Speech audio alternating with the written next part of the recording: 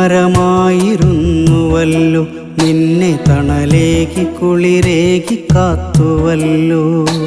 നീയൊരു പൂവായി വിരിഞ്ഞതല്ലേ, എൻ്റെ കരളിൻ്റെ ചില്ലയിൽ പൂത്തതല്ലേ. എന്നിട്ടുമെന്തേ ഒരു വാക്കു ചൊല്ലാതെ നീ എന്തേ എന്നെ മറന്നുപോയി, നീ എന്തേ എന്നോടകന്നുപോയി.